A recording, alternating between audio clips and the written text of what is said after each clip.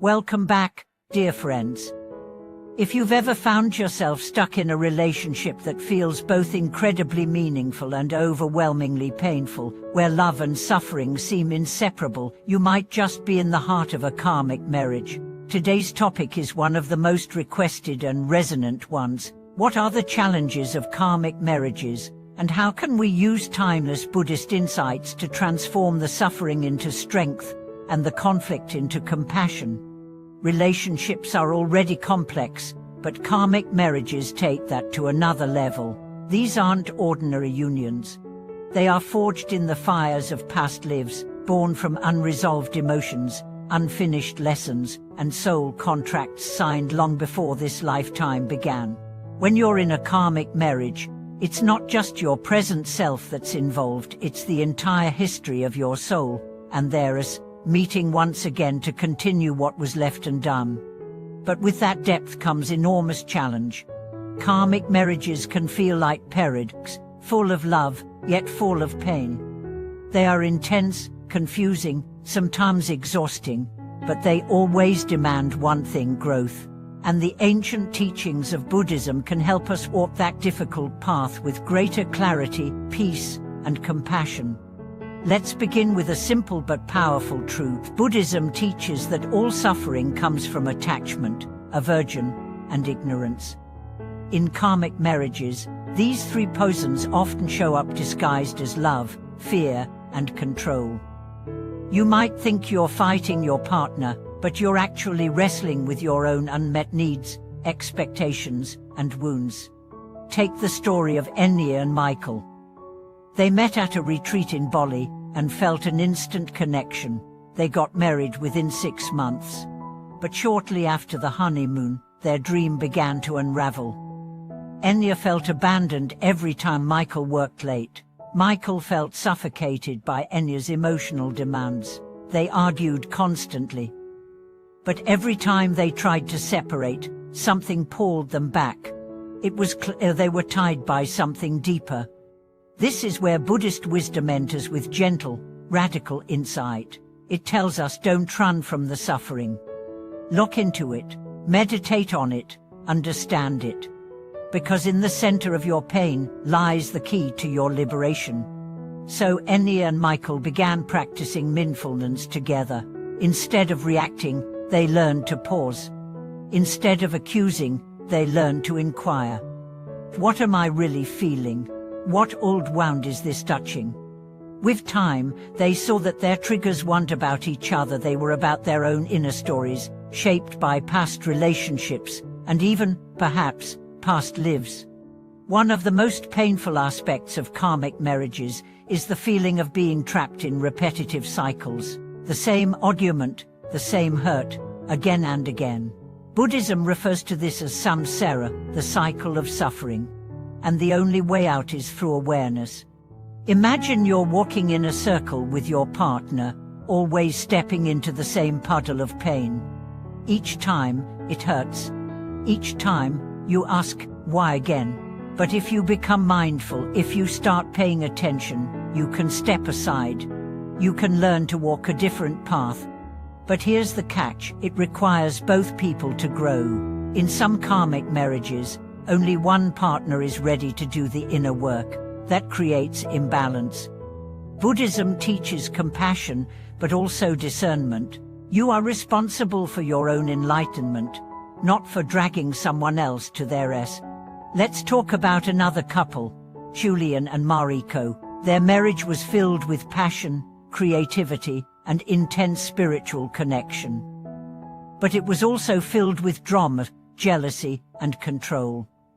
Mariko was deeply spiritual, practicing meditation and studying the Dharma. Julian was stuck in his ego, reacting with anger and manipulation. Eventually, Mariko realized that love doesn't mean staying in suffering. She left not in bitterness, but in peace. She understood that sometimes the lesson of a karmic marriage is learning when to let go with love. Buddhist philosophy emphasizes impermanence, anicca. Nothing lasts forever, not joy, not pain, not even relationships. That doesn't mean they're meaningless. It means they're sacred precisely because they are fleeting. When we accept impermanence, we stop clinging. We stop forcing love to look a certain way, and we begin to love more freely, more purely. Another powerful Buddhist concept is non-self, anatta. In karmic marriages, ego often gets in the way. You hurt me, but you should change. You owe me. But when we let go of the rigid sense of I and you, something beautiful happens. We begin to see each other as mirrors, as fellow travelers on a difficult journey. We soften, we forgive. Forgiveness, in karmic marriages, is not optional. It's essential, because these relationships dig up every past wound, every betrayal, every fear of abandonment or unworthiness. You cannot heal together unless you forgive not just your partner, but yourself. Buddhism doesn't offer quick fixes. It doesn't promise fairy tales, but it offers something much more valuable, the tools to transform suffering into wisdom, pain into compassion. It teaches us to sit with our discomfort, to look at it with loving awareness, and to learn from it. Let's pause for a moment and reflect. If you're in a karmic marriage, ask yourself, what is this relationship teaching me? Where am I clinging? What wound is being activated? How can I respond, not react? Meditation becomes a lifeline in karmic marriages. Even 5 minutes a day of mindful breathing can create space between stimulus and response. It can help you see your partner not as the enemy, but as your greatest teacher. And that's the most profound shift of all, when you begin to see the challenges not as punishments, but as invitations. Invitations to grow, to awaken, to love more deeply. Let me share the story of Dev and Lena. They were married for 12 years. Theirs was a karmic bond full of ups and downs, betrayals, breakdowns, but also profound healing. At one point, they separated. During that time, Lena went on a silent meditation retreat. Dev joined a mindfulness group. Both began their own spiritual journeys. 2 years later, they reunited not as the same people, but as transformed souls. Today, their love is quieter, gentler, but deeper than ever. It's not about possession anymore. It's about presence. That's what Buddhist insight teaches us: presence over perfection, compassion over control, awareness over assumption. In karmic marriages, you'll be tested. Your buttons will be pushed, your shadows will come to the surface. But this isn't punishment, it's purification. Every challenge is a chance to become more conscious. Every conflict is a doorway to deeper connection. So what's the takeaway? If you're struggling in a karmic marriage, you're not alone, and you're not doomed. The pain you're feeling is not a sign that something's wrong, it's a sign that something deeper is trying to emerge. Let it, trust it, work with it. Bring mindfulness to your moments, bring compassion to your conversations, and above all, bring awareness to your own patterns. Because the truth is, the karmic partner you're fighting might actually be the one your soul has chosen to help you awaken. Not just into love, but into liberation. Remember, your marriage is not the end of your story. It's the beginning of your spiritual path.